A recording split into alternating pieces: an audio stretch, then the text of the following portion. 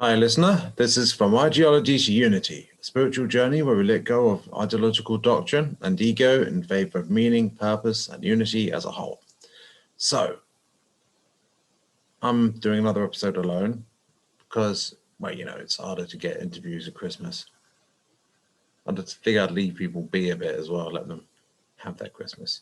So, I'm going to be doing, I suppose it's review of a YouTube video called Contact 2020 by Ganymede Eridanus. I'll be honest with you, I honestly want to interview the guy, but until or unless that happens, in the meantime, what I'm going to be doing is reviewing this video, which is the only one he's done, as far as I know. And it's really interesting from a Jungian sort of perspective. It's interesting. And from a New Age or one-ish sort of perspective, it's very interesting. And I've seen it already, and I've got some thoughts I want to share on it, and I'm sure I'll come up with more as we go.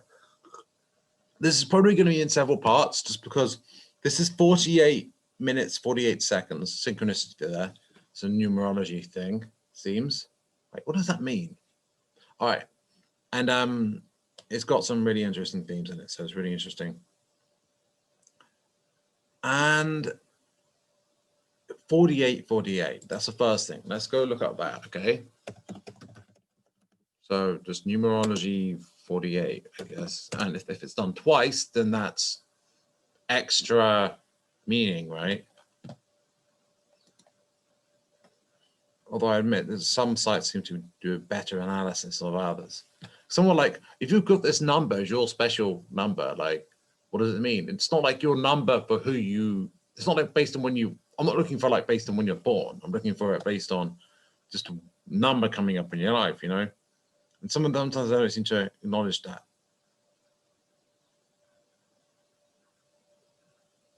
Like 48 has good business instincts, blah, blah, blah. I'm not talking about someone who's got 48 as their number, you know? Right.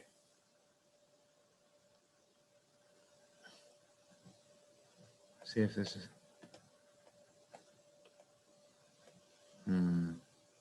Yeah. I'm not that, but this one doesn't work. It's talking all about personality. Angel number. Perhaps this is more what I'm looking for.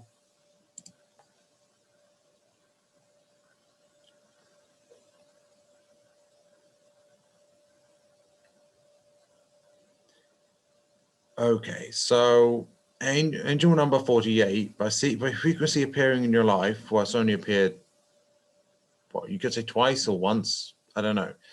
Depends if you count seeing it literally twice like that. Like, it's more that, so he puts that meaning there, and then people watch it. Anyone who watches it, that meaning applies to.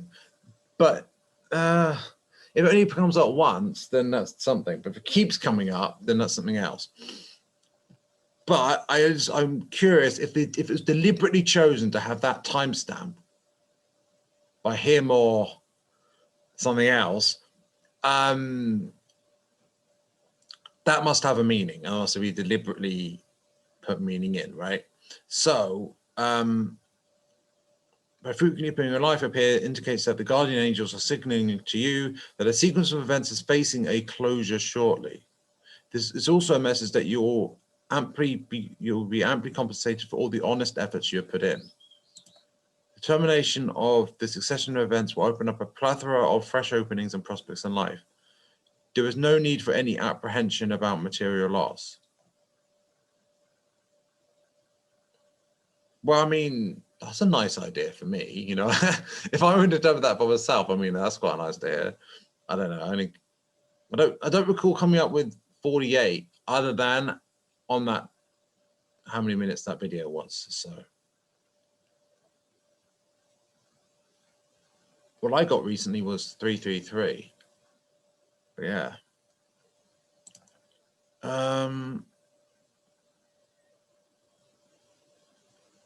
Prosperity and affluence for the rest of your life, blah, blah, blah. Okay, that sounds good. Wait, secret influence. Abundance. Oh, great. Okay. Well, I just thought I'd look at that, you know, if it's. got that timestamp. It must be something significant. All right, so I'm going to play it for a bit, and honestly, watch it yourself. I recommend. But yeah. In November of 2019, while driving on a regional road I'd gone down many times, my mind did something it never had before.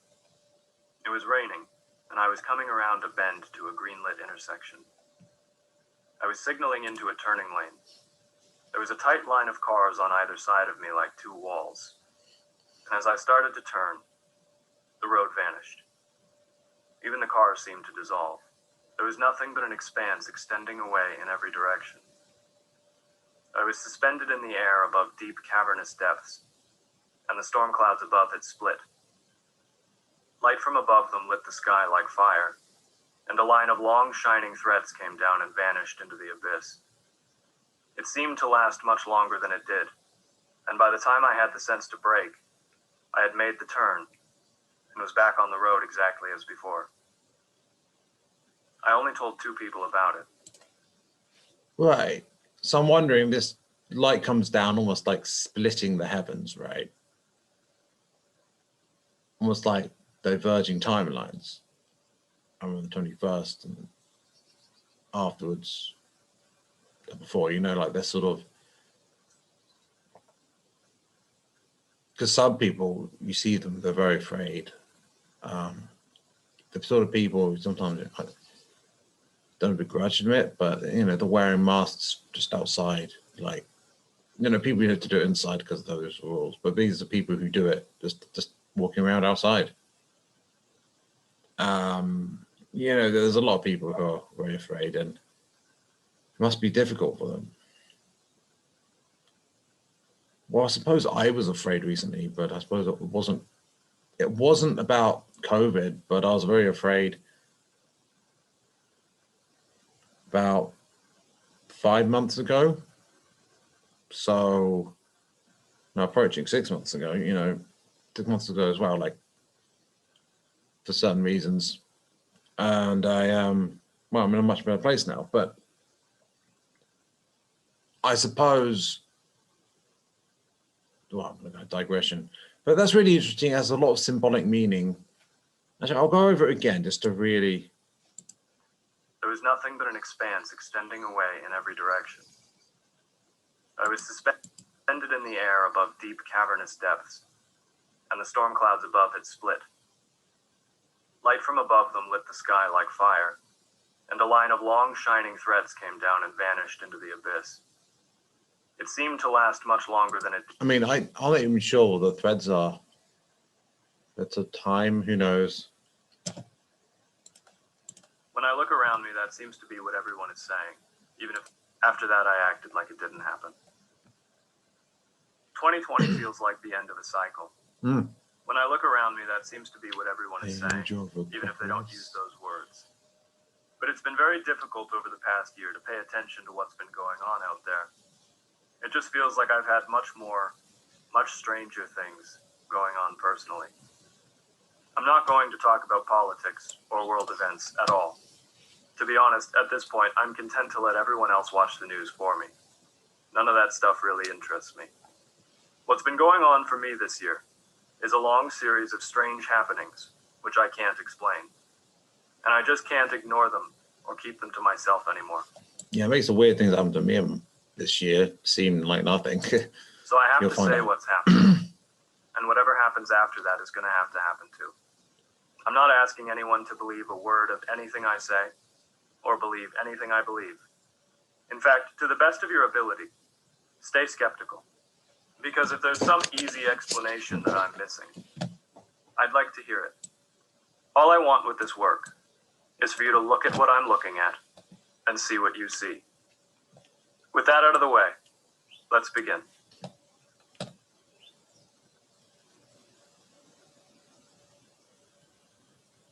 When the year began, I had just moved back home from a city I'd been living in with an ex-girlfriend. This relationship had ended on the 22nd of December, and by early January, I'd moved everything back home. Things were going pretty well around that time. I regrouped quickly, reconnected with some old friends, and after a brief and tolerable depressive period, I seemed to be doing much better than I had in months. And then, about halfway through the month, without any obvious reason at all, I stopped sleeping. A period of horrific insomnia began. It was so bad that I remember almost nothing from the months between January and May. For the first 5 days, there was no sleep at all. For the first 5 weeks, 2 hours a night, 3 when I was lucky. I could barely function. I was basically in a stupor. The problem seemed to be that as soon as I laid down, my heart began racing. This was highly unusual, and there was no reason for this. I wasn't stressed about anything. Sometimes my heart rate would more than double. It started accelerating and wouldn't stop. It would get so frantic that I had to get out of bed, because as soon as I got out of bed, it would always go back to normal.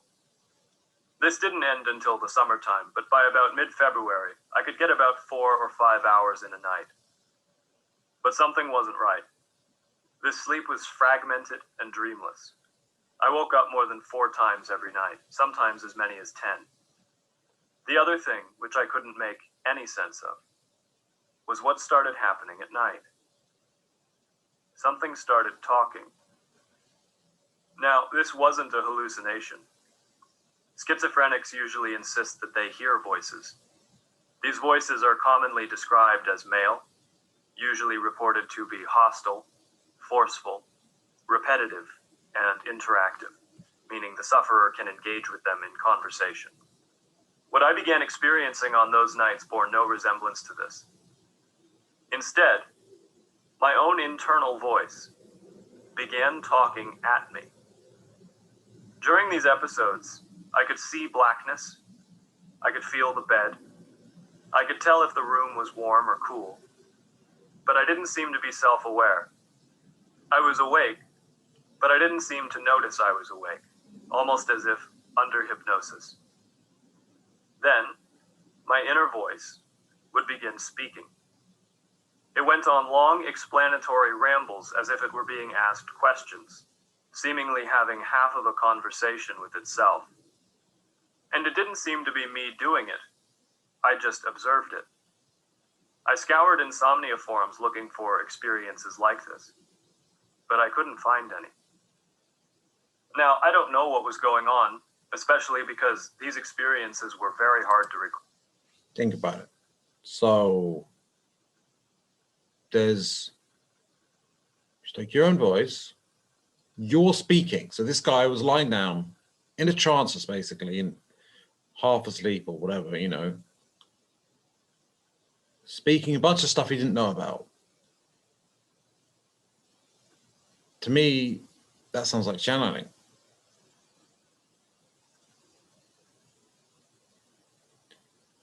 Maybe spirit guides were asking questions to something else. Maybe not, I don't know. But it does seem like channeling to me. Call. But consistently upon waking up, I felt these thoughts were not mine. It was like my inner voice was a sound system, and during the day, I was the one using it.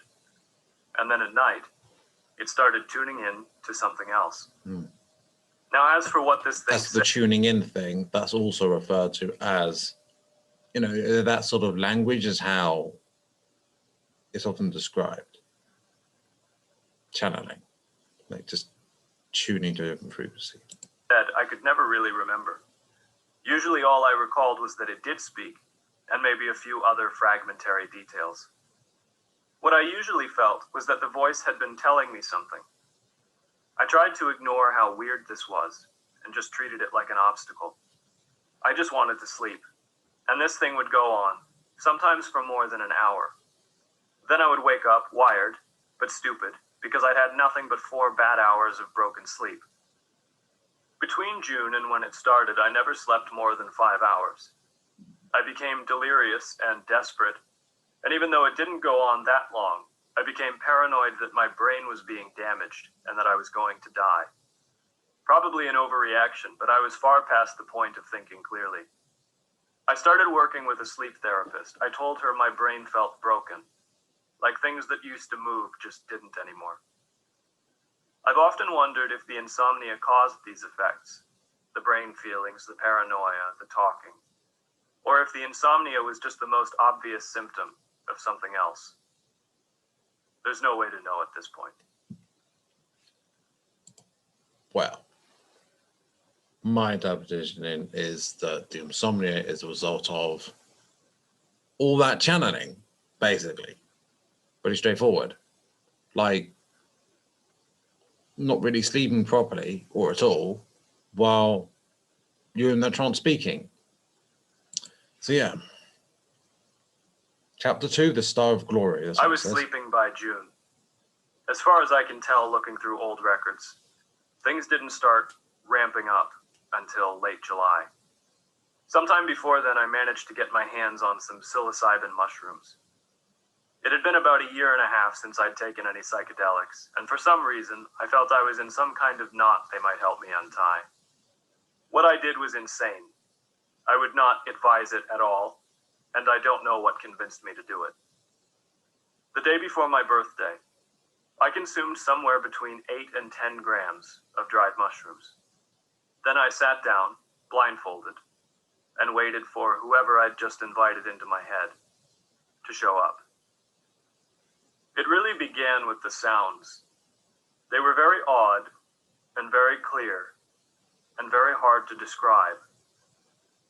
The report I left described them as sounding structured and intentional, as if it were a language. And as it continued, I felt something coming closer. She seemed to form out of the patterns, slowly separating and taking shape. She wasn't human-like. She wasn't like anything. She moved gracefully and didn't speak. My intuition during this was that I wasn't seeing her, that this intelligence was using mental imagery and sensations to communicate. These communications intensified, gaining in speed and complexity, and as they went on, they began to feel more and more intelligible to me.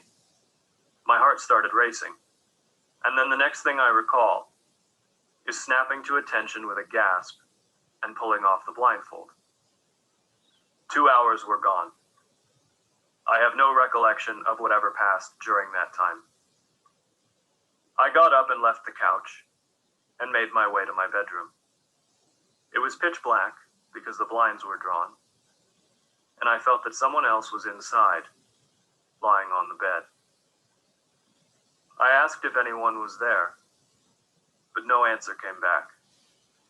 Just cold quiet and dread. When I went over to check, there was nobody. Just the covers all piled up on one side. I mean, that's interesting. And I don't have an explanation as to why he felt that someone was on the bed. I mean, hallucinogenic experience like that may well be scary, and you may well be have all sorts of ideas in your head. Maybe something was triggered in him. Maybe it wasn't something he could see visually at that point. But certainly, so my impression is that that was an energy being of some kind, fifth or sixth density. That's my impression. And that they were feminine. I mean, that there is this law of gender, one of the Hermetic laws, and that is essentially that everything has gender. And that Romance languages actually seem to acknowledge this. In fact, a lot of languages do. English doesn't, and English is weird in that way. Honestly, I think English is actually designed to, you know how there's certain languages which are kind of in tune with the natural frequencies. So like Sanskrit, like there's certain, or Hindi, whatever, like there's certain, maybe Hopi, like there's certain, or Native American, like they sound like you're saying the sounds of the universe. Like there's you know, that, for example. Shanti, you know, Shanti as well is another noise. And just as they are designed for like being in tune with the frequencies of the universe and stuff, I get a sense that English is designed to be discordant with regard to those frequencies. Almost like it was designed by service to self people for service to self purposes. I don't know. I can't back that up, but I just get that sense. I don't think I'm the only person who said that, and I'm pretty sure I'm being inspired by someone else, but I can't remember. So yeah. Anyway, why was I talking about that? There was a reason I was talking about that. Oh, right, yeah, because that being was feminine. He described it as a she. He got that sense that it was a she. But we didn't really go into detail, but the form that you mentioned seemed to be, wow, moving with elegance and grace. He didn't really go much into detail, I suppose, into what he actually saw. But perhaps he got some kind of download. That's often what from what I hear, what you get with mushrooms, is that from DMT, you get more of an experience where you're sent a message or a number of messages. And if you're prepared, potentially you can note them down in some way, or you can note them down while you're under the influence, perhaps. But with mushrooms, it's like a lesson you got to learn, right?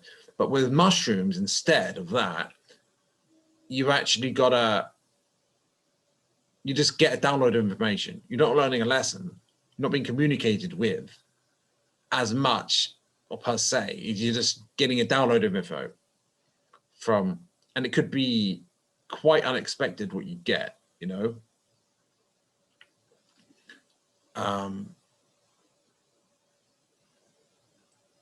That's more the difference from what I hear, but obviously I haven't, well, you don't know that, but I haven't taken either of those things, and I'm taking LSD either, so. Not that I'm not interested in doing so, it's just the opportunity hasn't come about. Yeah. I didn't seem to understand that it wasn't possible to sleep, so I tried to. This was a mistake. Or was it? Something got its hands on me. Maybe these things, sometimes, like, I wonder, I feel like sometimes we feel that it just feels right to do something. But later we're like, well, why did I do that? That was so dumb. But maybe we bring about our own catalyst sometimes. And maybe we need that catalyst. And so maybe he's seeing it as a mistake, but that doesn't necessarily mean it was. It dragged me right out of my body into a pit of filth and agony. I seemed to vanish into it. The room was gone and there was no way out. I couldn't get him off of me, and he dragged me further and further down to the bottom of evil. Well, we have, I don't know about you, but you know, we have heard of underground bases where dark things are done, underground facilities or whatever. For example, Epstein might have had links to that. I've heard that some people have been interpreting certain things. Some people have speculated or talked about the idea of one of these places on the island, Epstein's Island, that looked like a sort of temple or something, or also kind of like a set. That inside there was this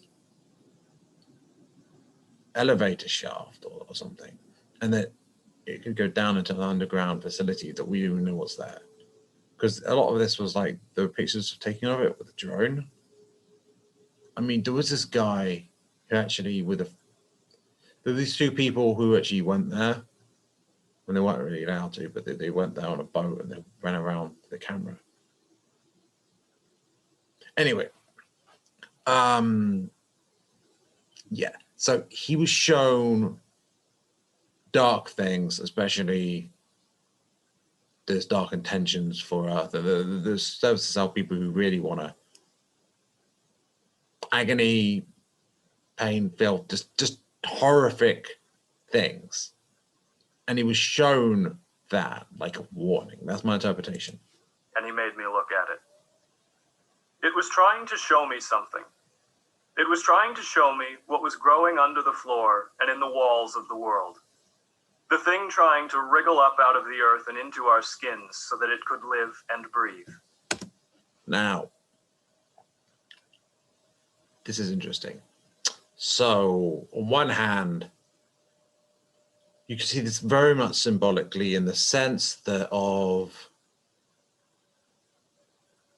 it's the influence of, you could call archons, you could call reptilians, whatever you want to call them, or the service to self, you know.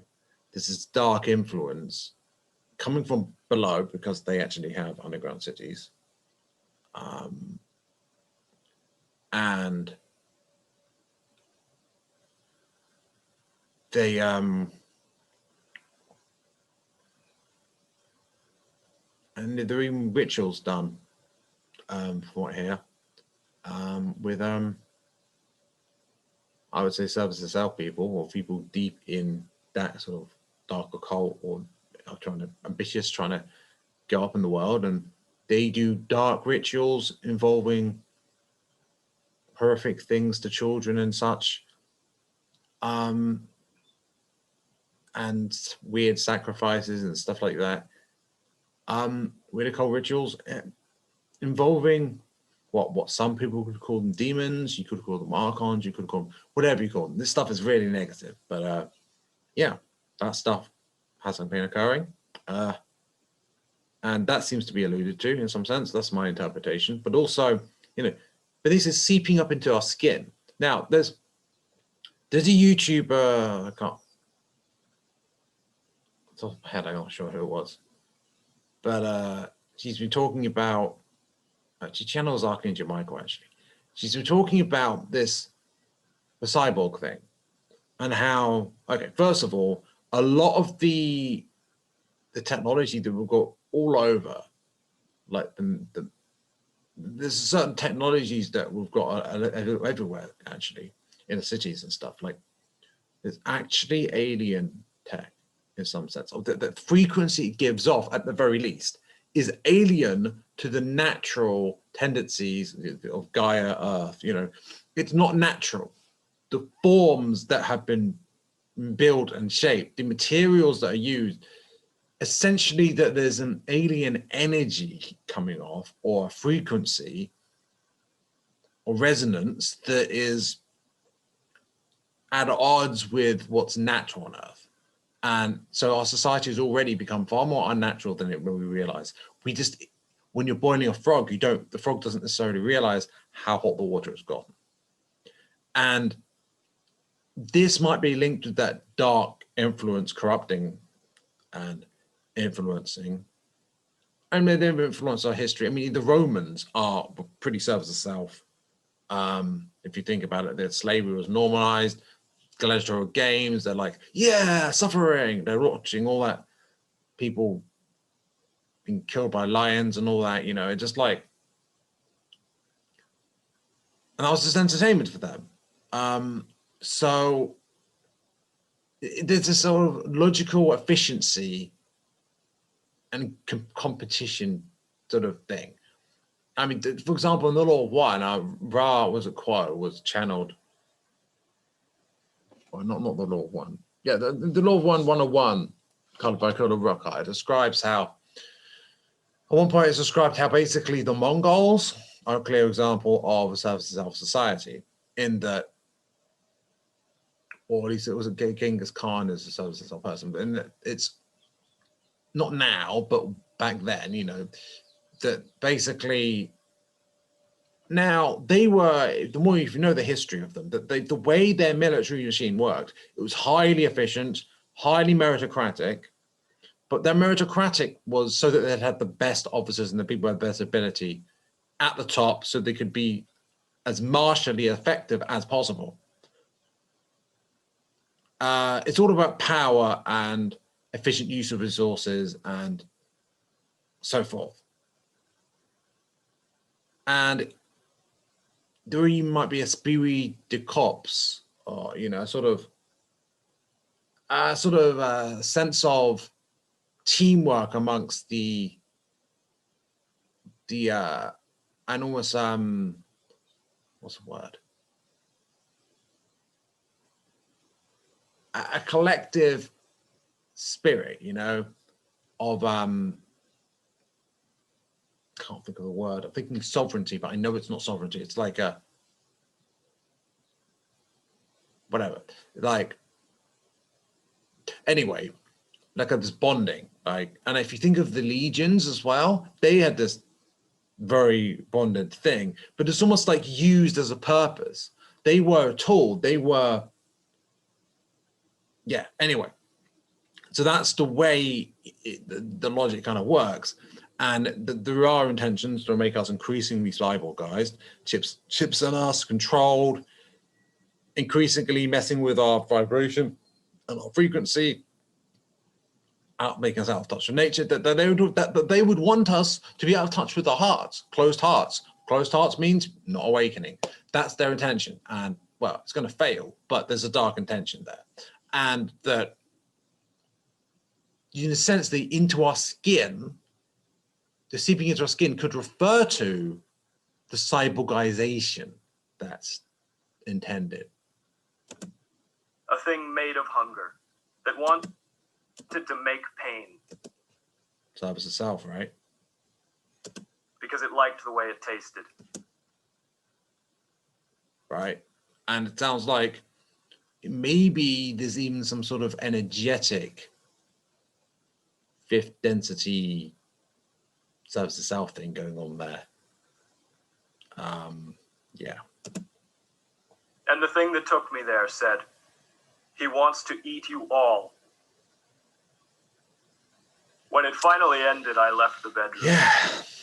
I felt shaken, terrified, and violated. But I understood why I had to see what I saw.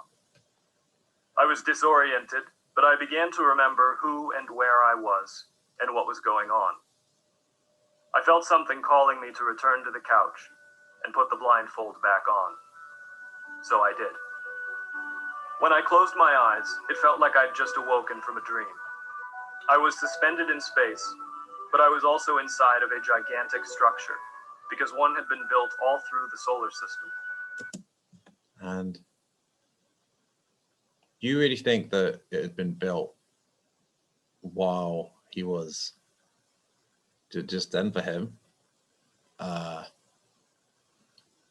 Or that it was just a vision? I'm wondering that this thing we saw might be, in terms of energy and 5D or more, this actually might be real, what's about to be described. It's a hard thing to remember and a harder thing to describe, but it seemed to be a machine of some kind. Not any kind of machine humans have imagined before. This thing was as alive as anything. It was like a vast, breathing temple, and I could feel that it was alive, and that it was glad to be alive, and that it was deeply wise. I was outside of it, and I could only see its walls and its shape. It was a whole landscape. It reached away farther than I could see. I really can't put into words how big this thing was. And something in me said, on the other side of those walls, the universe is awake. And it's finished. And it was worth it. There was an altar at the center with the sun on it, and around that were fish-shaped objects nearly as big as it was. They were circling together in concentric rings as if... I mean, fish-shaped objects make you think of the Age of Pisces, but somehow I feel that those aren't symbolically or literally that, but something else, and I can't even begin to tell you what that is. Some sort of beings? I don't know. In some sort of grand celestial ritual. It was as real as anything I've ever seen. I floated through this solar temple, and as I went, I drifted closer and closer inward toward the sun. My eyes adjusted, and I saw a gigantic being within it. It was framed and enveloped by the fire, but I could see its form clearly, as though the sun were only a window. It was. They were circling together in concentric rings, as if in some sort of grand celestial ritual. It was as real as anything I've ever seen. I floated through this solar temple, and as I went, I drifted closer and closer inward toward the sun. My eyes adjusted, and I saw a gigantic being within it. It was framed and enveloped by the fire, but I could see its form clearly as though the sun were only a window. There in the center was something called the Star of Glory. It was made of feathered wings fashioned from bright gold, all extending from a point of blinding light. There were no discernible features other than these. It was just light and 6 wings. I felt that this had been the thing calling, that it had always been calling, that it was the very thing at the end of time calling the present to the future. And then it spoke. Let die, he who would die. He who would live shall live against all odds. As soon as it spoke, I was thrown out into space. The vision faded into blackness, and I could not call it back. I went to the mirror and I saw my pupils were normal. It was over. I'll let you sit with that for a moment.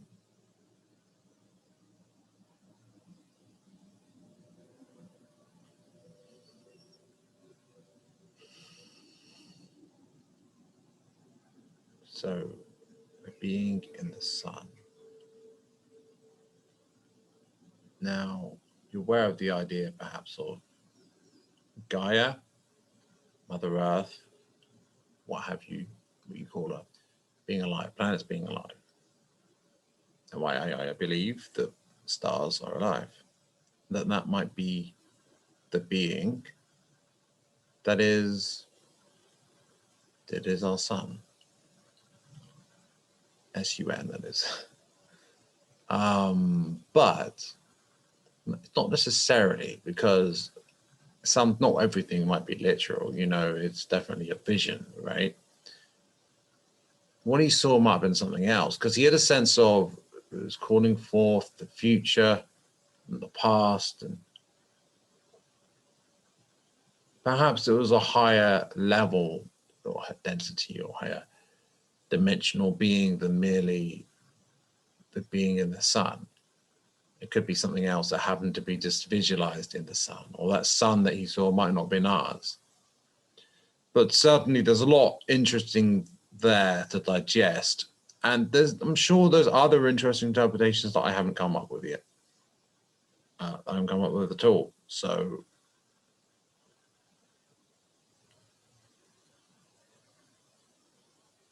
if you have any ideas, I mean,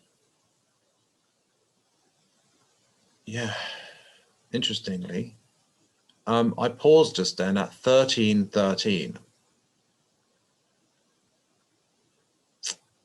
So, what does 13 symbolize again?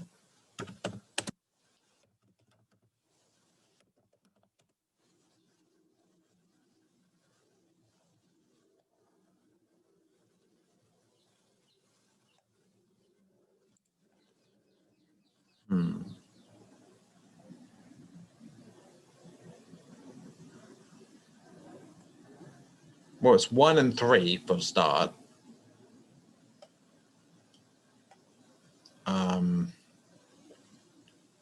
There's also 1 plus 3 equals 4. So 13 has a similarity in meaning to 4. Producing tangible outcomes in the world, huh? People in situations that are heavy with energy of 13 involve pragmatism, independence, creativity, and the ability to set firm foundations for future activity. Okay.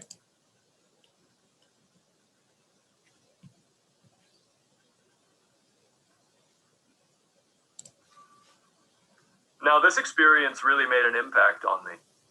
I wrote what the star said right away, and then recorded the whole thing. I'd never heard of anything quite like it. I'd heard plenty of DMT stories where people spoke with things, but very rarely had I heard of people coming back with the things those things said. Usually the whole thing seemed to dissolve. So what exactly did it say? Because it's actually harder to catch. I'm going to see if I can go back to that.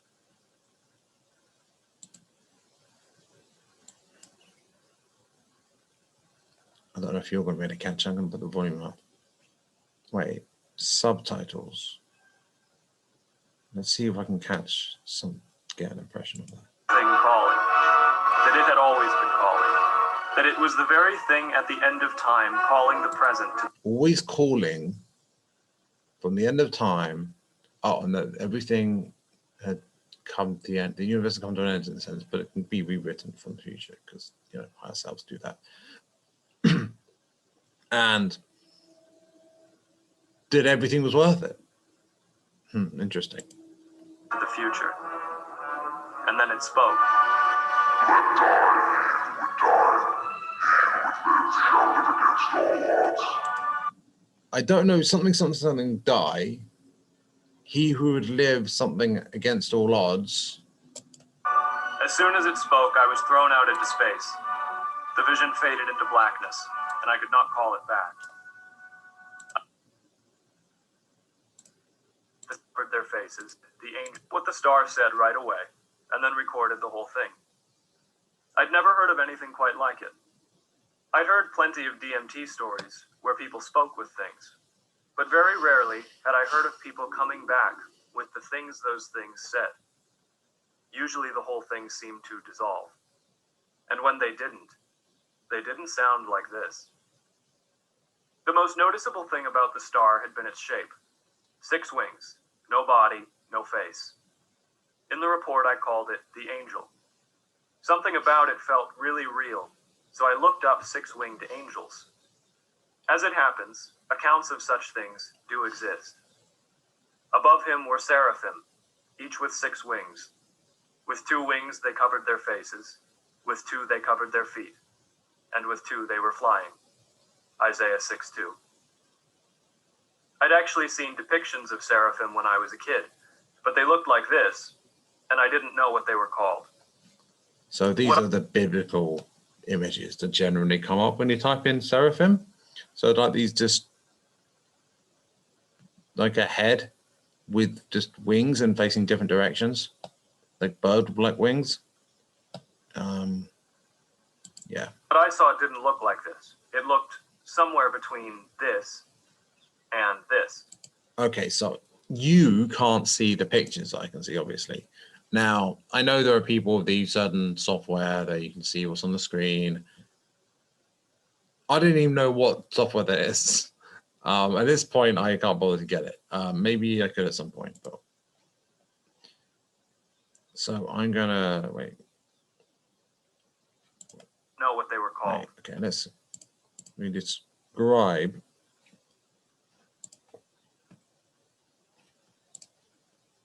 What I saw didn't look like this. It looked somewhere between this. Okay, so that is just like, it looks like eagle wings, but sort of, and eagle wings and eyes at the same time. With part of the eagle wings looks like towards the top of it looks like eyes, and they're sort of copied in a sort of almost in a circle, but not quite, in a sort of way that looks like hallucinogenic as well. So that's a bit like that. And this. And then there's this other image, just like, you know, like this biblical image of like this bright light shining out. And then there's just this circle or swirling circle moving in of angels, essentially. And then there are these beings looking at that. And it's like you're looking in towards the light of creation in a circle or a swirl, you know. That's the other image. The seraph which I saw sounds to me more like what Isaiah described. What struck me most of all, though, was not this consistency. Yeah, I don't know what this a seraph, like what density that would be.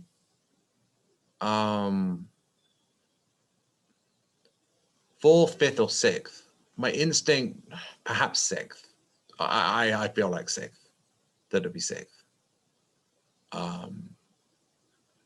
Maybe higher, but I get the impression of sixth density. Now you might be aware of the. Here's an interesting thing, because there's some people talk about dimensions, and other people talk about densities.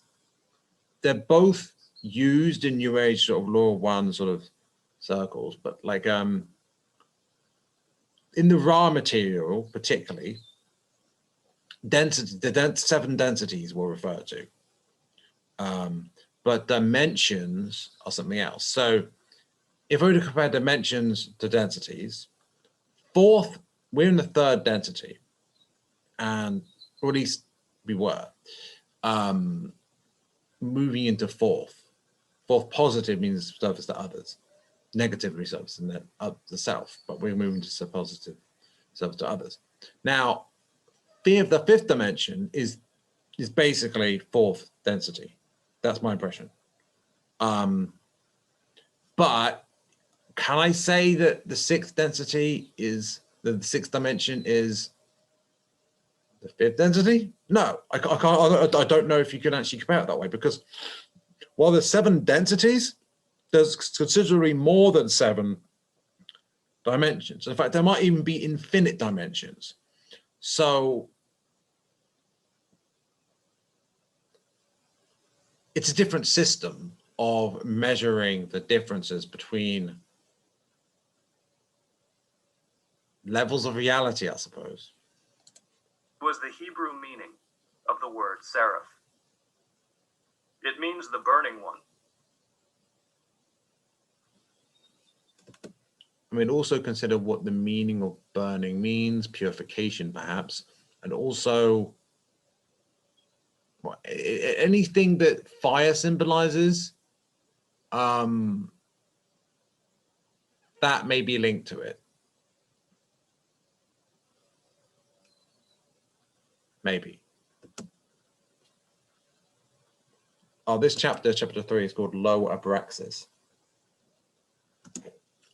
At that time, and for a while before, I'd been studying Gnosticism, the dead form of ancient Christianity. Despite my best efforts, church Christianity had kind of spat me out, but there was something in it I didn't want to lose. My interest drew me to Abraxas, the god of Basilides, and out of this fascination would come something alien. Abraxas is a rather strange image. 2 snakes for feet, the body of a soldier, and the head of a rooster. I never really liked this image, not until after the vision of the angel. But then, something shifted, and I became obsessed with the thing. The name, in Greek isophony, adds up to 300 The spelling in R letters would be Abraxas.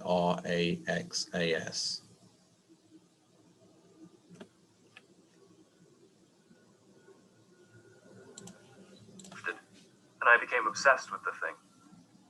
The name, in Greek isophony, adds up to 365, the number of days in the year. The number of letters is 7, the number of days in the week. So there's a deliberate connection to cycles of time, specifically, to my eye, with the ending and beginning of cycles. These are the Abraxas gems. He must have been important to the Gnostics because there's a lot of them. And I found all of a sudden I had to know what it meant, because it was one of the weirdest things I'd ever seen, and it didn't seem like it could mean anything. And yet I couldn't stop thinking about it. The psychologist Carl Jung, who had interests similar to mine, wrote of Abraxas, "This is a god whom ye know not, for mankind forgot it. We name it by its name Abraxas. It is more indefinite still than God and devil. Abraxas standeth above the sun and above the devil. It is force, duration, change." Doesn't really answer many questions, does it? It didn't for me. Duration is time, force, energy, I don't know about that. Change is just change of state. That's change and time are linked. So I don't know. Maybe something masculine energy, but maybe not. Maybe it's something unifying masculine and female. In fact, I think it is. I think it does. It's neither masculine nor feminine, or both. A bit like the symbol of, what's that? There's this Baphomet. Yeah. Me either. The egg did crack eventually, though. And on the 5th of August, I posted my conclusions on the Gnostic subreddit in the thread titled Symbolic Analysis of Abraxas. To summarize my interpretation, the 2 snakes symbolize chaos, conflict, and the animal instinct. This is nature, and symbolically, legs and feet always represent connection to the earth. The armor represents civilization, order, and the conquering side of the human spirit. It holds a whip representing force, and a shield representing mercy. The rooster's head symbolizes the morning, meaning creation, illumination, and wisdom. On the whole, it represents balance, chaos under order, and order under wisdom. Interesting. Was that three-way relationship? Each one under the other, or is it one above the one thing, one above the other, and one something else above that? I'm inclined to think that it's each above the other in a sort of triangle, but it's not what the image represents physically, but in the actual diagram. Anyway, I mean, you could compare it to yin and yang and to the Jewish star, which has an upward pointing triangle and a downward pointing triangle, one being representing masculine and one representing feminine. And masculine and feminine refer to different aspects of reality as well. For example, you could say that masculine being time, feminine being creation. I'm not sure about that, but yeah, but creation was in birth, I suppose so. And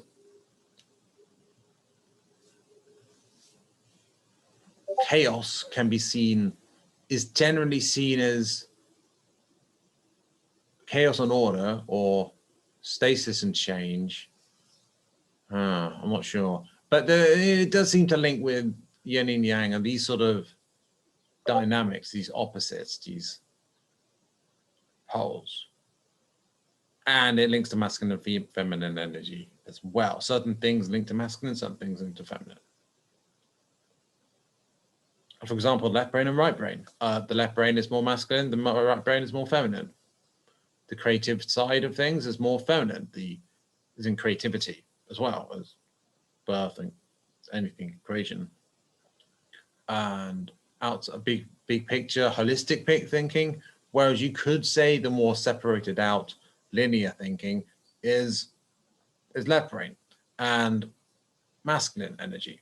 So, and if it's a balance, then it's a universal holistic thing that's got a balance of that it's non-polarized because it's neither polarized one way or the other, but both, or neither. The reason it was so opaque and hard to grasp was because it was trying to contain all Maybe I'll log out of Discord because, yeah, I'm being messaged. opposites. Inexplicably, after I figured this out, I started making something. I was like a spider spinning a web. I didn't know what I was doing or why I started doing it. Now, I think that this is either channeling or it was from his subconscious and it had been channeled into his subconscious when he was sleeping in those trance states. That's what I think is going on. And although if you think about it, when you're drawing from your subconscious, that is in a sense a sort of channeling. You could even say it's a sort of shadow possession or subconscious possession. But yeah, and I definitely think that he had been getting downloads and he was not regurgitating, but he was creating something with that information. And he had an urge to do it that wasn't entirely his own, or rather, maybe he had made a soul contract where he would do that. But it felt right, and it felt, what he's saying, it felt like he just had to. There was a thing to do, right? And you could say that he was perhaps talking to Abraxas or something. So, yeah, whatever Abraxas is. And when I began this, I opened a doorway, and something came in. I mean, channeling much? In the language of symbolism, a cosmogram is a symbolic image representing all of reality. This is what I started working on.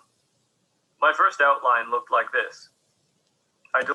Okay, to describe what he has there, the top. So he's got in the background, he's got, or at least the top part of the body, the soldier part of the body of and the rooster head of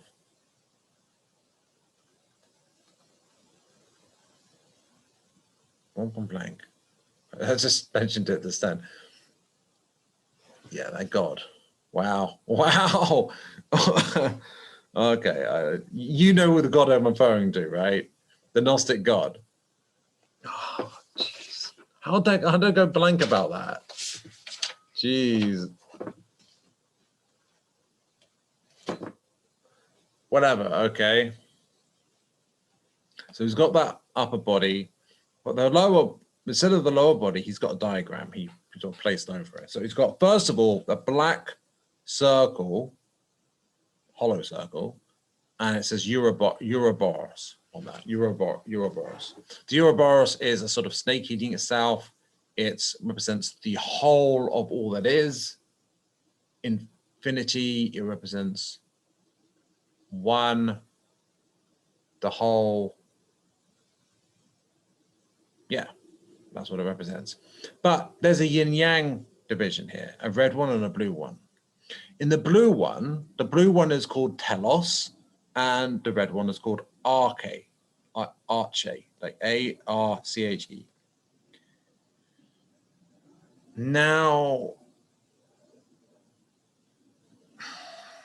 I did look up the meanings of these, but I'm going to do it again now for you.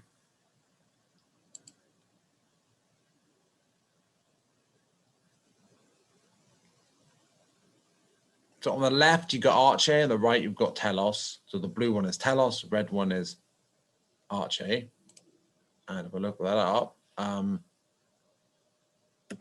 arche, or arche, whatever you pronounce it. Reminds me of Archon, but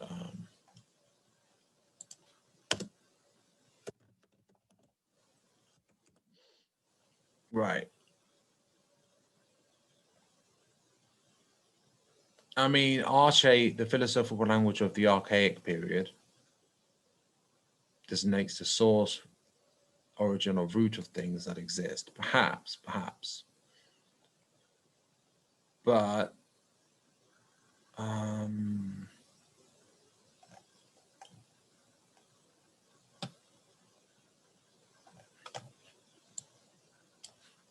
etymology. There you go. Arche Wiki Dictionary.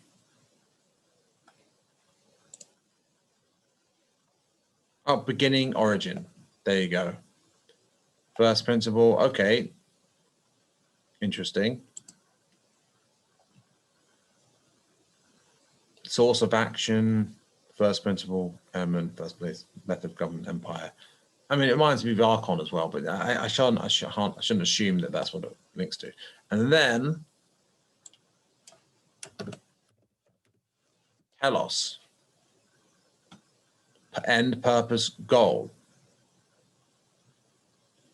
End goal, wisdom, detra, supreme end of man's endeavor, the root of teleology, finality.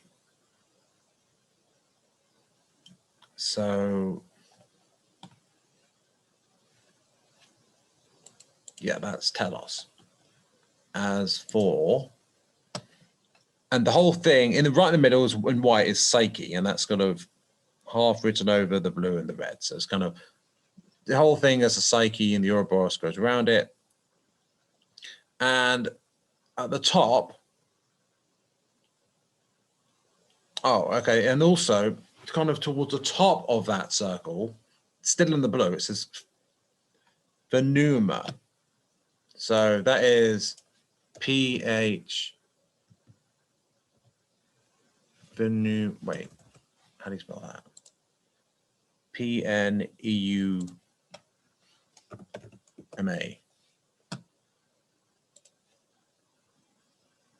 Breath, spirit, soul.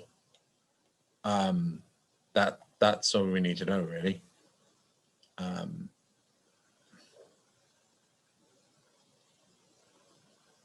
Oh, wait, no. breath, and in religious context, spirit and soul. It is distinguishable from psyche, which originally meant breath of life, but is regularly translated as spirit and often soul. And the other one on the other side, the one at the bottom, was highly.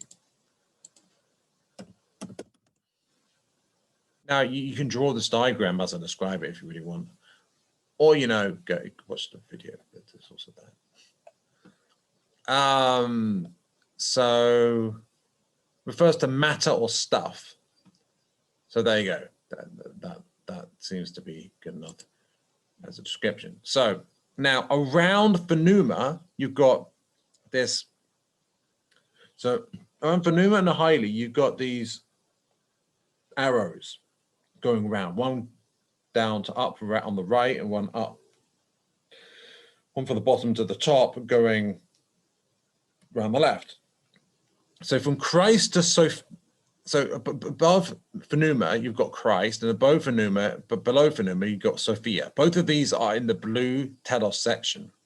And so from Christ, you go down to Sophia, and Sophia goes round up to Christ. And in highly, around highly, you've got, and the bottom, below it, you've got Satan, above it, you've got Demiurge. And it goes up from Satan to Demiurge and down from Demiurge to Satan. But also between Demiurge, now Demiurge is below Psyche, Sophia is above Psyche.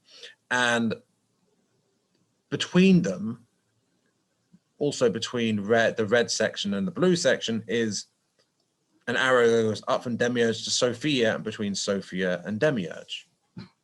That's quite interesting, because in fact, I will add, now you can imagine what the Christ figure is. You know exactly, you're familiar with that, I'm sure. And as with Satan, I'm sure you're familiar with that. But I feel that it might be helpful to look up Sophia and Demiurge. I do have an idea of Demiurge, but let's look up what comes up here. Sophia, okay, there's Sophia means wisdom in Greek. It may refer to Sophia, wisdom, Sophia, Gnosticism, and Sophia, given name. So Sophia, wisdom means, well, it refers to wisdom. So Gnosticism, female figure. In Jungian psychology, it's to do with related to the anima, which is the archetypal image of a woman in a man. So the man's archetypal image of what a woman is, as a counterpoint to the woman's archetypal idea of a man. And Sophia, though, is considered one of the levels of that in Jungian psychology, but I'm going to have to find that. I need to look up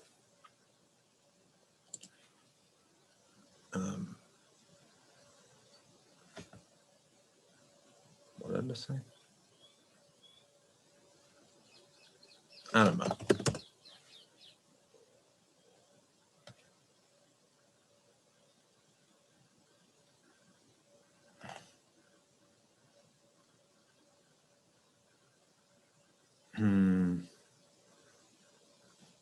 Okay, anima, I'll just type in anima, not anime, anima, Sophia.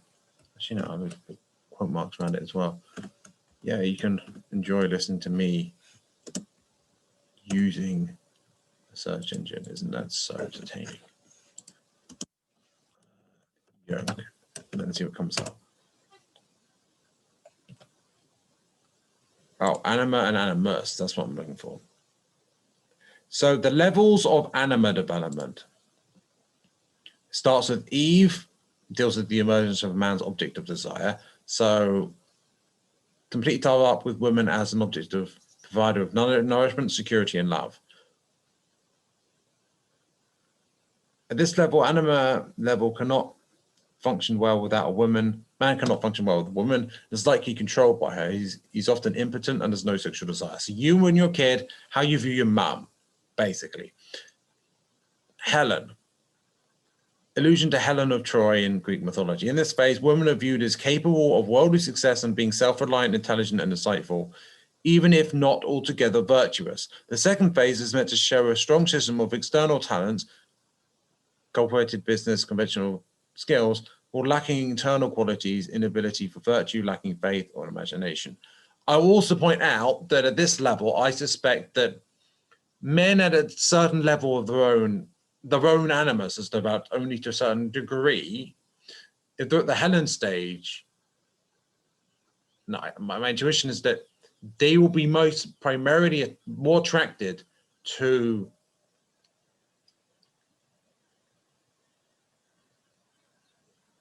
I suppose women who evoke their base sexuality, or they'll appeal to the base sexual aspect of the features in women that evoke that in them more so.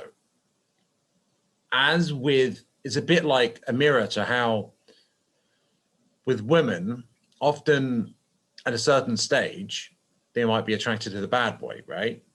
But later on, they might be attracted to like a knight in shining armor who's a provider, right? And got a kind side as well, you know? And so it's like, yeah, there's a certain level of development. And beyond that, you get Mary, linked to the Virgin Mary. So women now seem to possess virtue by perceiving men, even in a historical dogmatic way, inasmuch as certain, by the perceiving man, inasmuch as certain activities designed consciously unvirtuous cannot be applied to us. So a guy at that point won't desire casual sex. He won't. Whereas a guy at the Helen stage will, and will be more attracted to the women who will be more interested in that as well. That's like what my intuition comes up with. And the next level above that is Sophia. So the idea of the female wisdom. So a woman who's a wise woman, maybe even a wise old woman, but like a fully fleshed out woman who's wise and intelligent and very virtuous, you know, a thoroughly decent woman. That is what Sophia represents, but wisdom as well. The wisdom particularly is emphasized there. As for the animus, which is what women do, the archetypal idea of a man, well, it's just the equivalent sort of thing. In fact, I could tell you what these different levels are. Man, the first level is man of mere physical power. The animus affairs is more a personification of mere physical power, such as the champion or muscle man, such as Tarzan. So just think the stereotypical hero figure for men. No, for men would be like Superman sort of thing. But this is from a woman's perspective, actually, so it's different. So yeah, like Tarzan, right? Action, man of action or romance. The animus possesses initiative and the capability for planned action. The romantic man.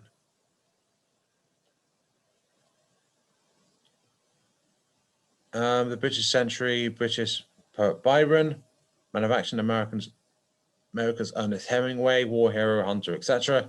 Think Bond, James Bond fits that as well. Man as a professor, clergyman, or orator. So at that point, there will be like Lloyd George sort of thing.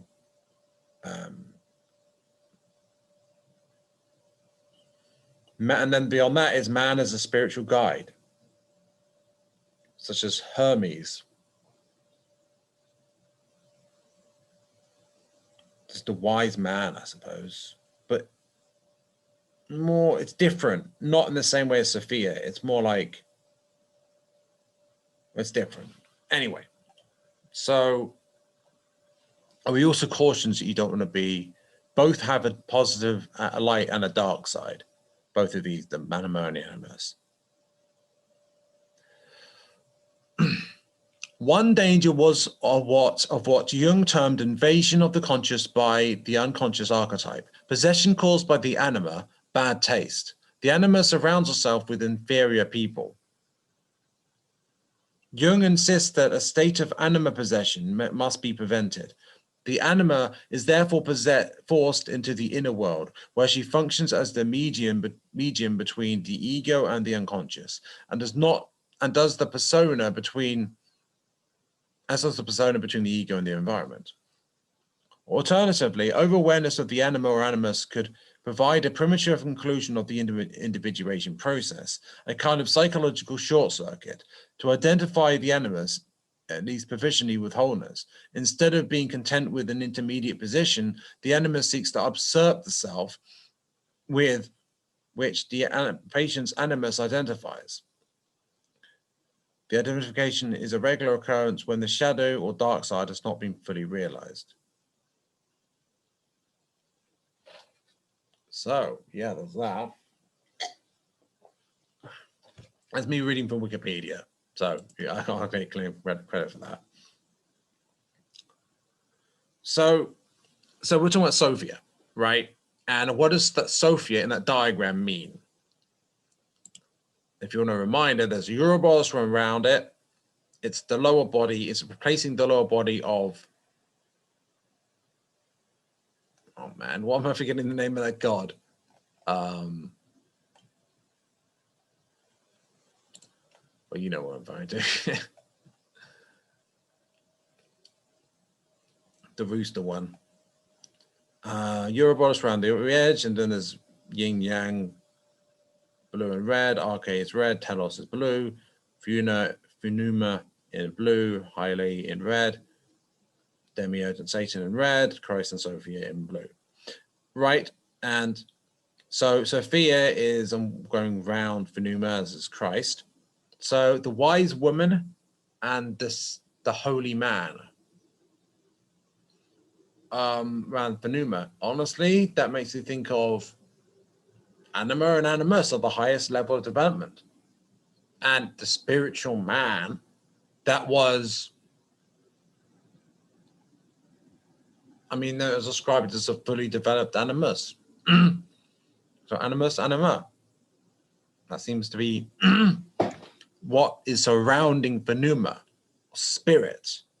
So there's the wisdom part of the feminine, and there's the divine masculine.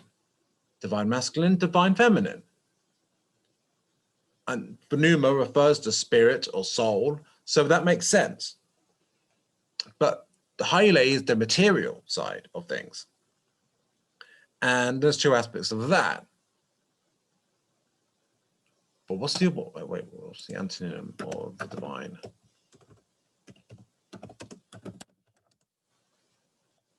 Base.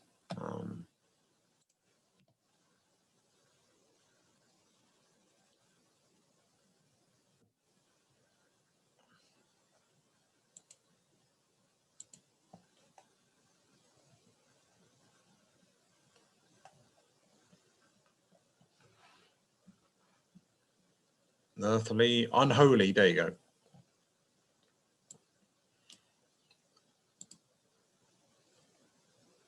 The unholy masculine and the unholy feminine. Think unholy feminine, think femme fatale. Unholy masculine, think like a woman who's like seduces this man and then like lures him into this trap where he gets killed or something, you know. And then there's this the demiurge. As for the divine, you know, the unholy masculine. Well, think of a psychopath who's going around as a psychopath serial killer. I mean, that's a good example. who maybe they're also really manipulative as well. You know, that is as for which is which. Well, Satan seems to symbolize the unholy masculine. So surprisingly enough, that would make the demiurge feminine. And if the demiurge is generally symbolically, the demiurge, which I will look up demiurge for you, but I have got an idea. The demiurge is meant to represent a creator who's not the true creator, who's like a false, created the material world, but only that part of that, the base part of reality. And the idea, but if it's still creation, that would be feminine, right? To the unholy feminine.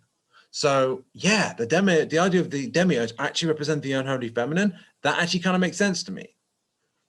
And those are two different aspects of the material. And we don't need to be strictly just focusing on different aspects of what type of person, though, because if we're talking about the material, there's the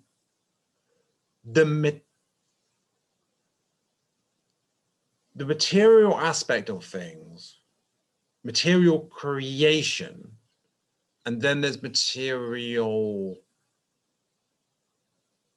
destruction, perhaps, that Satan would be. Interesting.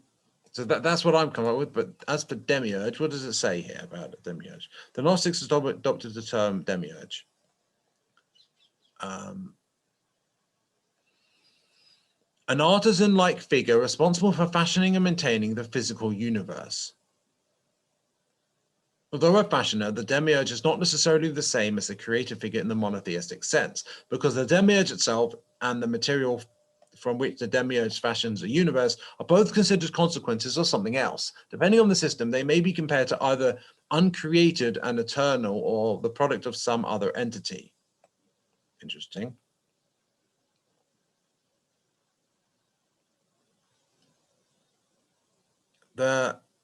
According to some strains of Gnosticism, the demiurge is malevolent, linked to the material world. In others, including to the teachings of Valentius, the demiurge is ignorant or misguided.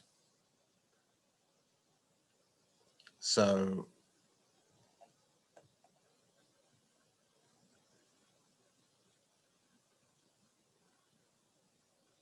and there's this gem, this Gnostic gem, with this lion-faced snake.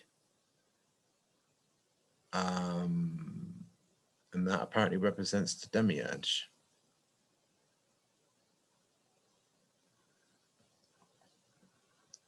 And that's according to Yaldabaoth. Making the world is ascribed to a company of 7 archons. Yeah, when I'm referring to archons, I'm actually referring to Gnosticism.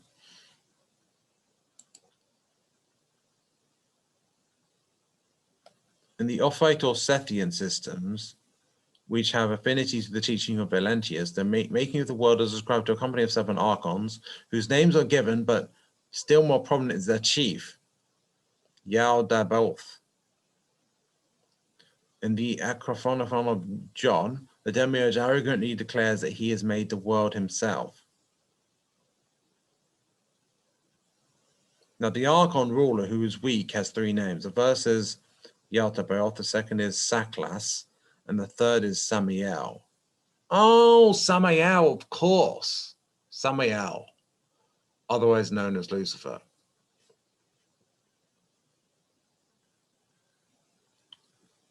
But I'm not sure about that. I'm not sure about Lucifer, because I feel like perhaps I've got this intuitive idea that perhaps Lucifer was actually Enki, and that Enki tried to help humanity, and that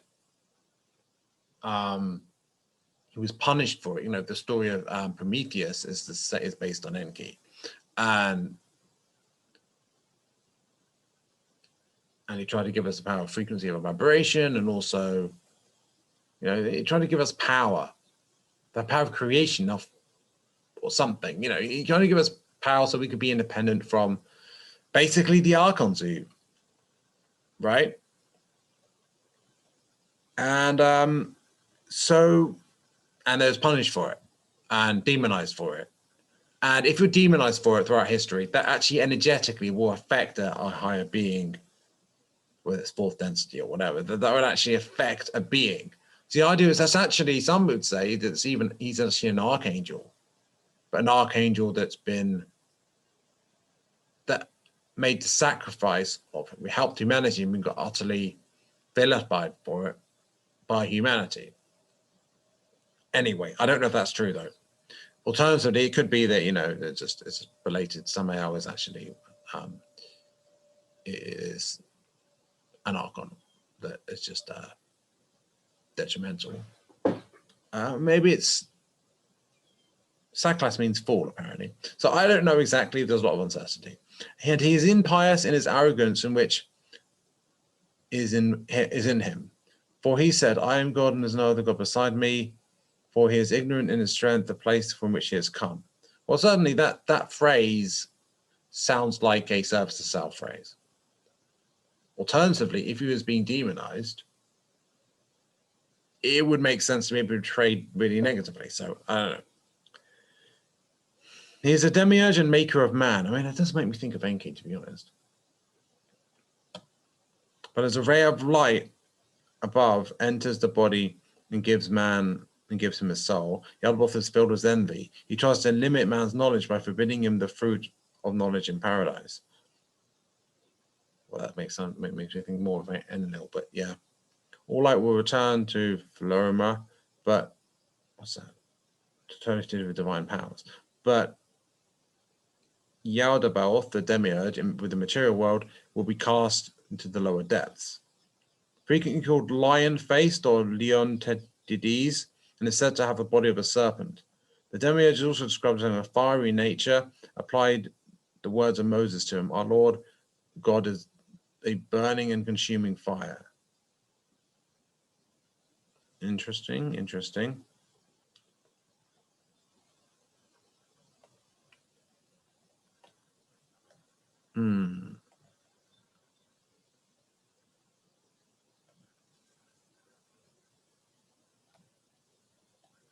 I'll leave it at that for now. So you've got a pretty clear idea of that. As for the archons,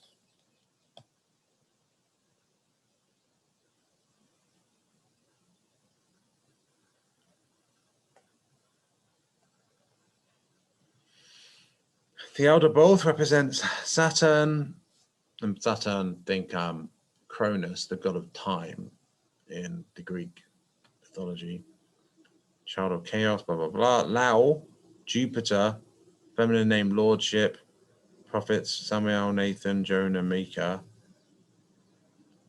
perhaps Yahoo or Yahweh. That's just what it's saying in Wikipedia about Archon Gnosticism.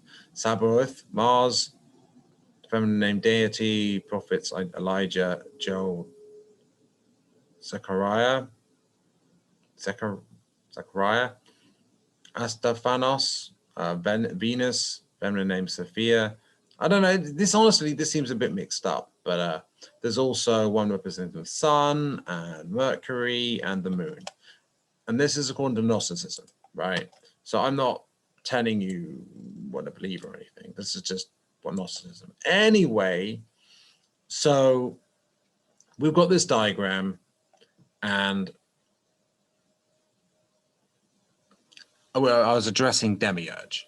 And so it's like, I'm seeing it as like a feminine energy creation that's unholy in a sense. So yeah, that's my analysis of that diagram. Deleted the original, but this is very close. However, as soon as I started the project, something extremely strange began happening. The sleep problems came back, and the talking voice came back with them. We were still pretty locked down then, so I had nothing but time. For a week, I did almost nothing except work on the cosmogram. I would barely eat. I would, in fact, forget to eat, and usually did all my eating at the end of the day. The rest of the time, I worked frantically. I was back to 5 hours of dreamless sleep, and at night, the inner voice started talking on its own again. It would explain the symbolism, how it all connected, make corrections, and give instructions on what to do next. When I woke up, all of this was forgotten, but when I went back each day, new ideas seemed to fill my head as soon as I sat down. I couldn't recall what the voice had said, but I did seem to know. I'm not an artist, so I gathered free images from around the web and made the image out of them. At the end of a week, it was basically done. The sleep problems went away again. As for the frantic work it was doing, I mean, something was calling him to do it, and it felt intuitively on a deep level. His spirit guides may well have been involved. It was just like he had to get it done, and it seems to me to be linked with channeling. Yeah. Over the course of a few more weeks, it was all I dreamed about. In those dreams, I would meet characters who suggested final alterations. And at the end of it all, the Abraxian cosmogram was finished. So were those characters all the same being, or were those other characters actually helping him out, working with that being? Based on that god, which for some reason I'm going to blank about the name of, which even though I told you guys that. So yeah. No, I'm not going to do this. I'm going to find out.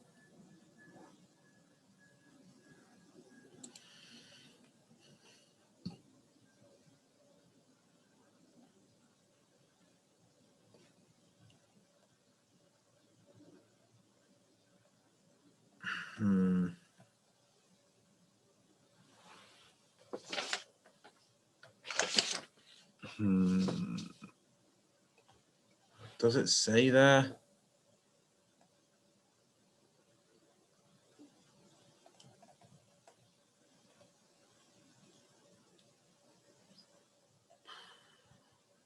But you know what I'm referring to. I'm not going to spend ages looking it up.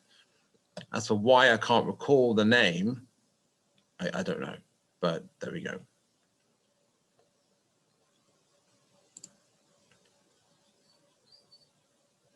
So, yeah, it was given help by other beings as well in the dream. Oh, we also got this diagram. And it seems to be a bit like the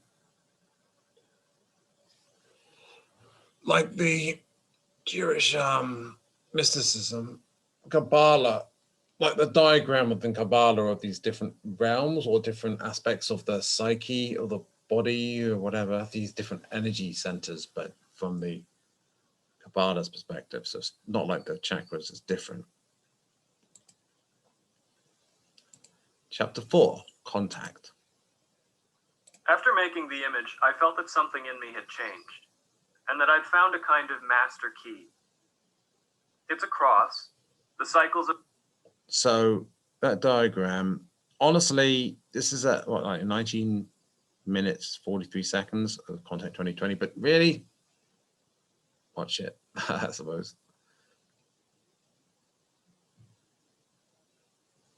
It's got these, how would I describe it? A zodiac wheel, and the 4 suits of the tarot. But I noticed something a bit disconcerting. Over the course of a few days, I found more symbolism, which I hadn't put there. The pentagram is a very old symbol. It goes back to Pythagoras, and it represents a human being. It even has some history in Christianity. It's only a satanic symbol when you invert it. Otherwise, they wouldn't do that. There's an almost perfect pentagram here, and I didn't find it until it was already there. That probably seems a bit inconsequential. Oh, it's not. But there's more, and they start to add up. In Eastern Christianity, the skull of Adam has traditionally been depicted under the cross. I did not know this when I put a skull here. The Kabbalah's tree of life is divided into 3 pillars: the pillar of severity, the pillar of mercy, and the pillar of harmony. Abraxas holds the whip in the pillar of severity and the shield in the pillar of mercy. Right. This was discovered by accident because I noticed the two circles in the Taijitu in the outline could be lined up with the spheres at the bottom of the tree. The tree is further divided into the four worlds: Asaya, Yetzirah, Bria, and Atzilut. Also, I will mention something interesting I noticed about the Kabbalah tree of life, which is that although there's left and right and center pillars, if you ignore that and just go vertically, there's 1, 2, 3, 4, 5, 6, 7 levels. So, and in the law of one, there's 7 densities and 7 chakras. Although there's also talk about there being more than that many chakras. There's different divisions and subdivisions, and you can do it as you want, really. There's different ways of representing it, anyway. Worlds: Asaya, Yetzirah, Bria, and Atzilut. I didn't know that, but I drew the boundaries right. In Egyptian iconography, the Ankh, or key of life, represents life itself. Egypt is actually where Abraxas comes from. With the cross, this crown of thorns forms an Ankh. This Ankh is also accidental. I was most surprised of all, though, when the temple showed up. Solomon's temple was divided into 3 sections: the portico, the porch outside, the main hall, or holy place, where the people could go, and then there was the Holy of Holies, which was where the Ark of the Covenant was kept. It was hidden behind a veil, which only the priests were allowed behind. On the portico, there were 2 freestanding pillars named Boaz and Jachin, representing the left and right hands of God. The 3 divisions, the meaning of the divisions, the pillars, and the hands were all correctly placed. And at the top there, he's got the right hand and left hand. It's got Eros and Logos. Eros, I imagine, being the feminine aspect of the divine by the hand of God itself, and the other being Logos, being the masculine part. According to this scheme, I had never seen or thought about the Temple of Solomon before. It came as a shock to me that the experience of creating this thing came with the sense that I was receiving external instructions. And then sure enough, I didn't have to look very far to find secret images that I didn't put there. I felt that something What can I say? It was channeled. else did this. Something far more intelligent than I was. And based on its affinity for sacred imagery, something I was willing to give the benefit of the doubt. On the last day of August, I took psychedelics again, hoping this thing would reveal itself and possibly communicate, like the things last time had. This time, LSD. What happened that night was the most profound and terrifying experience I've ever had. Everything I've done since, I've done because of what I saw. I had a vision of a void outside of time and space. In it, a sphere of total light and a sphere of total darkness. Up from below, the black sphere was rising as the light descended, and each was moving towards the other. Something about this was completely overpowering.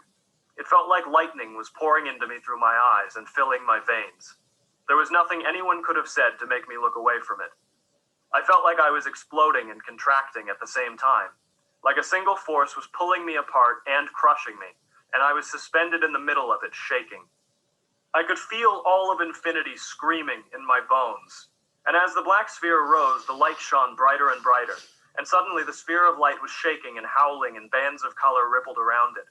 I saw now that what I had thought was fire were not flames at all. It was entirely covered in glowing arms, and they were all beckoning and reaching and grasping at the black sphere of silence below. It shone brighter and brighter as it enveloped the darkness, and then the 2 spheres became one. One black pit shining with infinite blinding light. I mean, there's a unison of opposites there.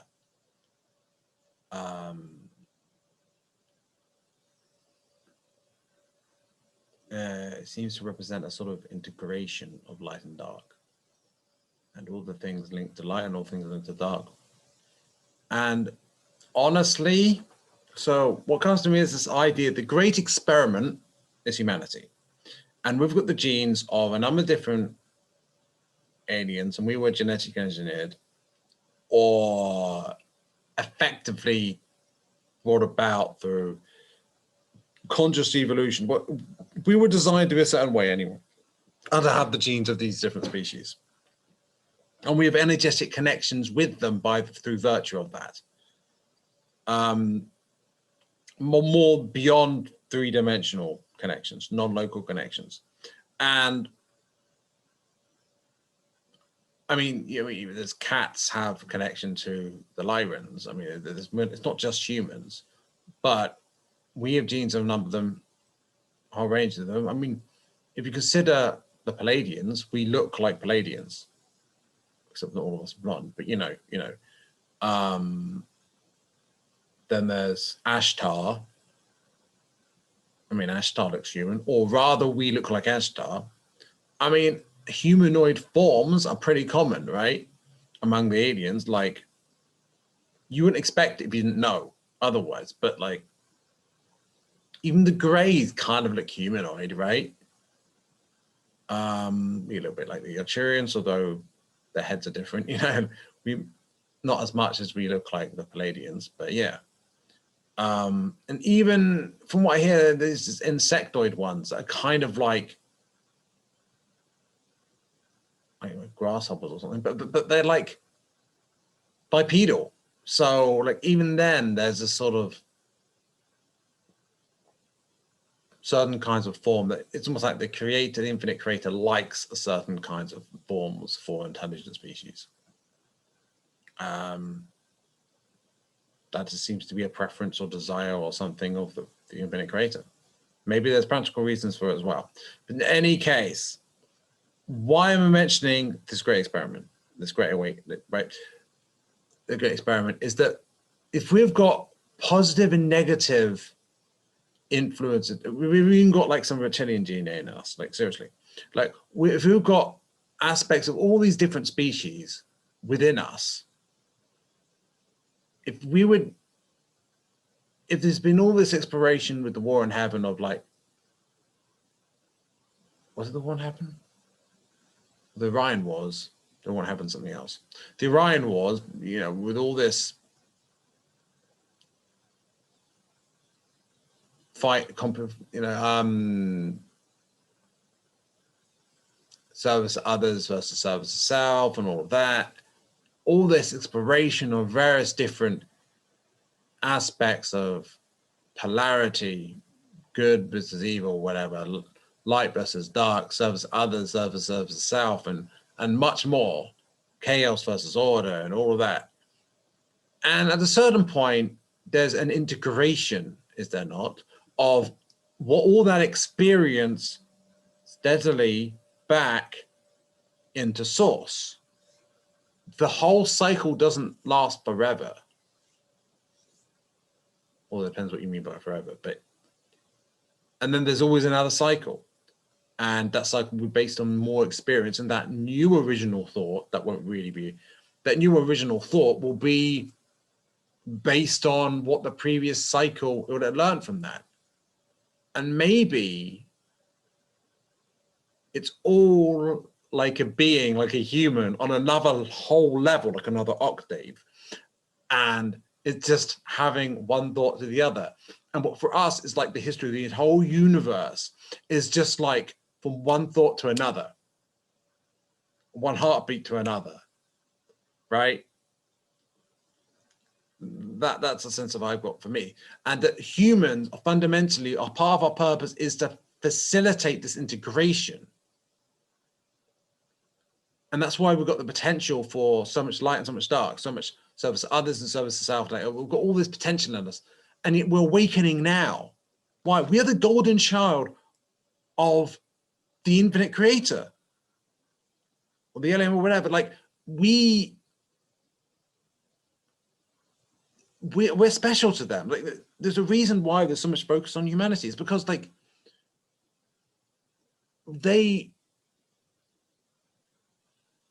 we're the great experiment. We've got a special purpose. We've got each of these different alien species in terms of the energy vibration that they resonate with. If we've got the genes of all of them, we resonate with all the things they all resonate with, which means that when we awaken and get to higher levels, and as we go into higher levels of density and frequency, we're going to have abilities of all of them, right? I can't prove this, it's just intuitive sense. And I've got the sense that, I mean, I don't know if you want to create how to create an OP species, but it seems like we do not realize the sheer huge potential that we have, right? And we're designed for that. And those who are trying to subvert that is because that would be a threat to them. And I don't just mean on the service self beings that are in charge, or the reptilians or whatever that are in charge, that are trying to, that been manipulating history for a long time and all that, and want to consume humanity, cybergodize us, and then basically make us gradually extinct and then take over or whatever, like eat our energies or whatever. Oh no. They have certain dark designs for the universe that go against that of the infinite creator. I know, crazy trying to actually fight the infinite creator, but that service itself is insane. It is dishonest. Don't expect it to make sense. And I'm not spiritually bypassing that. I recognize it's still part of reality that exists, but sometimes it comes out of balance. And I've got the sense that this integration and this great experiment and what it being successful, well, they can't go in their dark playground and whatever they want to do to make it things darker. Or they can't do that if there's this integration of all the light and into the dark into a non-polarized light of creation sort of thing, and integrating things towards, over a long period of time, over billions of years, if not longer, towards source, getting all that experience, harvesting all that experience back in. And now you might be wondering, okay, but aren't we services, what was I saying? Service to others, and we're service to others, and why would we be going unpolarized? Unpolarized being not service to others, or service to self. Well, because maybe we start off, maybe it's a balancing out a lot of the, Earth has been a dark playground for a lot of service to self beings, and there's been a lot of service to self-influence. Maybe it going more the other way for a bit is what it is. It's part of rebalancing that. But ultimately, to really make progress in it, once we get to 6th density, which is quite a long way off, but yeah, we're going to have to depolarize away from service to others to being just unpolarized. All beings to progress up through 6th density have to do this. And so inevitably, in the long term, really long term, humanity are going to become, when we're at this point, when we're 6th density, we're no longer going to even have physical bodies. We're going to have thought form bodies anyway by that point. But like when we're at that level, we've got to move.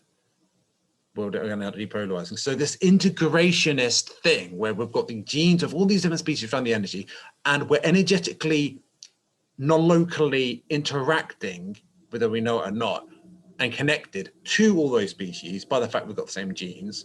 Genes is like the coding of reality. Genes are special, like and made out of light. It's explained in David Wilcock's The Synchronicity Key. So this to me seems like it's like an energetic integration of light and dark and all the others with the polarities and all these different species and all what they represent and what they resonate with and different abilities and stuff. And all of that integrated together, unity, more of a unity focus over the next few billions of years. I know that sounds like a long time, but it's all relative. I know I've diverged a lot, but this has been on my mind, and honestly, like, diverging is kind of great, honestly. It depends how it's done, but yeah. Hopefully my ideas actually sound pretty interesting. It resonates with me, so hopefully it resonates with you in some way. If not, that's fine. And honestly, since I've been going for a while, and I'm at like halfway through the video pretty much, what I could do is I could stop here, and the second part will cover the rest of this video, the Contact 2020. So, okay, I hope you enjoyed it. I enjoyed it, and